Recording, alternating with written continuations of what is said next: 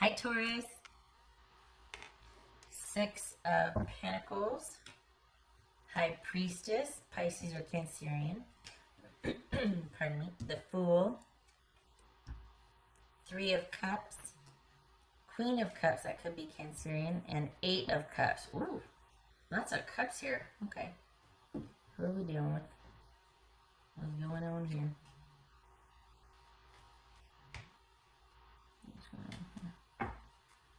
Taurus. King, good Lord. King of Cups, Queen of Cups. Pisces, Cancerian, Pisces, Cancerian, Gemini, Virgo, or Aries. Okay. Then the little guys. Okay. So, Taurus, what are you doing here?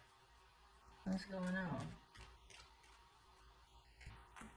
What's this Fool card about for Taurus? Oopsie. Oh dear. Almost fell out of my hands.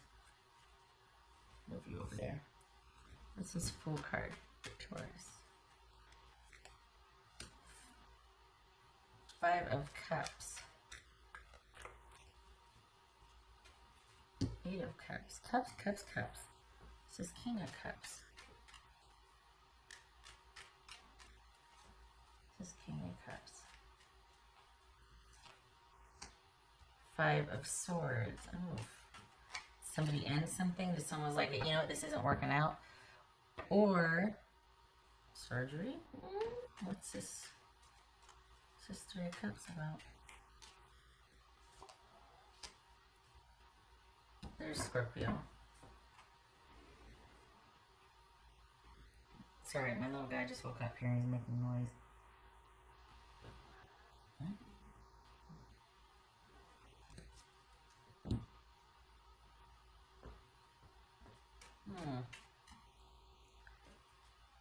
What's this Queen of Cups? So does somebody end something for you, Taurus? What's this Queen of Cups? Three of Wands. A couple of threes here. Oopsie. No, you stopped that. Alright, I'm getting a spray bottle. I'll ruin my chair.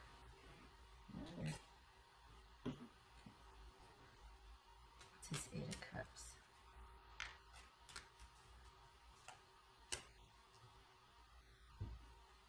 Alright. So for the Tauruses that I'm reading for, we have a breakup here. Someone, you or someone has ended or wants to end things because it's just not working out. They don't feel the way they used to feel anymore, or you don't feel the way you used to feel anymore. And this is about you wanting to look at other options and pursue other options. There could be cheating involved here. There could be cheating involved. But I think this is someone that may or just doesn't want, if you were exclusive, they don't want exclusivity anymore. If you were dating and hoping for more, they don't want it to move beyond dating. And because of that, you are wanting to pursue other options, and you're like, you know what, but there's a caveat here too, that it has to be actually doing it. You can think about it all you want, and that's fine, but it would be best if you acted on those choices or what you want to get yourself moving, because there's a tendency to stay stuck or to stay stagnant and kind of overthink things, and you want to stay out of your head for that. So March for the Tauruses that I'm reading for are all about moving through disappointment and sadness and moving on from a relationship that didn't go as planned, or that you maybe thought was going this way and it kind of ended too. There's a feeling that it ended too soon, that it was just getting off the ground, or it was at the crossroads, and the person you were dealing with was like, you know what, I've got other commitments I need to honor, or that I want to honor, or I just don't want anything more than this right now. That does not suit the Tauruses I'm reading for, and because of that, you're just like, oh, well, then I'm going to pursue other options. The kicker is, though, is that for the Tauruses I'm reading for, I think that's what's going to be shocking. It's not going to be shocking, the breakup. What's going to be shocking is that you stay broken up. No, I shouldn't say shocking. I would say it was unexpected, not shocking. What's unexpected here is that because there's an issue of it being one-sided and not getting your needs met, and realizing that it's kind of always been on this person's terms, and it's always been about them kind of dictating things, and you've been waiting or you've been hoping, and it doesn't. So you gave all this time and effort, and this person still didn't take that into consideration, and it's just kind of all about them and what they want. And so that's what normally, if it were for any other reason, you could wait something out, you could deal with this, you could deal with, but somebody being selfish and not wanting you to give, or not wanting to give you, just thinking so little of what you two have or what you've been to them. Not that they owe you, but that they don't feel the same after. It's one thing to feel kind of not really connected, not sure about somebody, but after time spent and you see how someone's character is, that should count. It should be part of a deciding factor. You can't force it. It can't be all someone's character that you're dating. There's got to be that chemistry too. But there's an element of here of feeling kind of discarded, or like, oh, you're not worth my time because you can't see how good I am and what a good partner I'd be. And if it's just so easy for you to shut that part out or not consider that, then I can't keep doing this. It's very one-sided. You're not considering all of me, or you're just seeing me for what I could do for you this whole time. And I'm more than that. And it's no. So I think there's you realizing that, and that's what makes you want to walk away. Because anything else you can kind of handle and wait it out and this and that, but someone disregarding you or devaluing you, no. That's, never insult your propriety. So that's what's caused you to go, you know what? I don't think this is right. I think I need to be elsewhere. I need to move on. Don't stay stuck though, in considering or thinking. Get out there and just do it. Of course, safely. But this is not a time for you to kind of wallow or sort of succumb to these feelings of disappointment. Because what's at issue here is you moving through that, not staying stuck in it and thinking and overanalyzing here. This is about getting out there and getting after it, not staying stuck.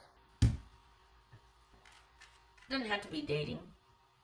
Could be pursuing hobbies, groups, friends, whatever. It doesn't have to be romantic pursuits. It could be anything, but the point is just not staying reclused to where all you do is think about that. Think about that while you're, doing some pottery or raking the yard or something, whatever. Not that raking the yard's a hobby. Bad example. Bad examples are horrible. But maybe you're going out to, while you're at school. You can think about it while you're at school. You can think about it while you're doing that thing you like to do on Thursdays or what a hobby. But it's getting yourself up and out and not staying stuck with this and overanalyzing it. Because you are enough, you were enough, you contributed enough. This was an issue of someone not wanting things to go past a certain point, either in their effort or romantically, whatever. This was someone that wanted things the way they were and didn't want them to go past a certain point. And when it started to become that, they cut it off because of that. They don't want the accountability or the obligation. Their life is too full, or busy. And even that excuse, though, even that reasoning or being told that still would rub the wrong way, because it's like, yeah, but I'm someone you'd want in your life. I'm someone you'd want in the inner circle. You don't want to cut me off because I'm a good partner and I contribute and I'm a good ally. So it's kind of affrontive because of that. It's kind of an offense because of that too. It's like, you're not very smart, are you? Because if you end this with me, if I walk away for good. There's no coming back for me. And, you've insulted my sense of propriety here that I don't deserve to be on your inner circle or one of your chosen few because I'm worth it. Trust me. So it's like, it's almost like, well, then they're not smart enough to keep me then. Or they're, it's like, not that it needs to be an insult, but I think you're kind of, there's that pain and sadness because of that. But at the same time, it sets you free to pursue what you want to pursue. I think that's also a defining thing for you to realize that, oh, well, then they don't deserve me, because if they can appreciate all of me, and if I'm not a consideration because, you know, they just don't want the obligation around Christmas, or they don't want to have to buy me a present, or they don't, whatever the reason is, it's not worth your time either, because they're only willing to give you a small portion of their time. It could very well be somebody's being deployed, somebody has school, somebody has a very taxing schedule. That's fair. But it feels a little bit shady. It feels like someone just doesn't, more than anything, they don't want to make the effort. They could, they just don't want to. And I think that's what you're picking up on. And that's why instead of you normally, like you would, waiting something out, giving someone the benefit of the doubt, being very patient, that it's caused you to be like, you know what, I need to do what's best for me. I am going to walk away from this one. And I'm going to stay walking away. This is not negotiable. There's no, somebody to come back and want to say, hey, I was wrong, or, you know, because it's hurtful, honestly. What's this High Priestess about? The Hermit. Yep. Pulling away, going inward to think about this, to process this, doing what's best for you. This is a kind of a private month for you. It's not alone. It's not solitary. But it looks like you're going to be keeping this to yourself. Because you're going to be thinking about it before you want to talk about it. So this looks like a lot of a very active or busy month, like doing stuff. But a lot of thinking and doing stuff. Not a lot of talking about it. Maybe a lot of solo activities. Hobbies you like, or going and doing your own thing this month. Just make sure you stay active and get out. It doesn't, honestly, for the Tauruses I'm reading for, it doesn't feel like you're going to be dating a lot. But it feels like you might be keeping yourself busy, an effort to keeping yourself busy, but not really dating a lot. You might be social, but this is a kind of a private thinking month for you. What else for Taurus? Oopsie. Queen of Pentacles, that could be Capricorn. So another card where you're kind of solitary and just providing for yourself and your own, happily so, rather being in this situation than with somebody who's not going to give you what you're giving to the relationship, a one-sided issue. You'd rather be unto yourself. But again, accompanied by a lot of thinking about this, to the point where it could have a tendency to keep you locked up in your house. Don't do that. Stay active, stay out of the house. Keep yourself busy, keep your schedule.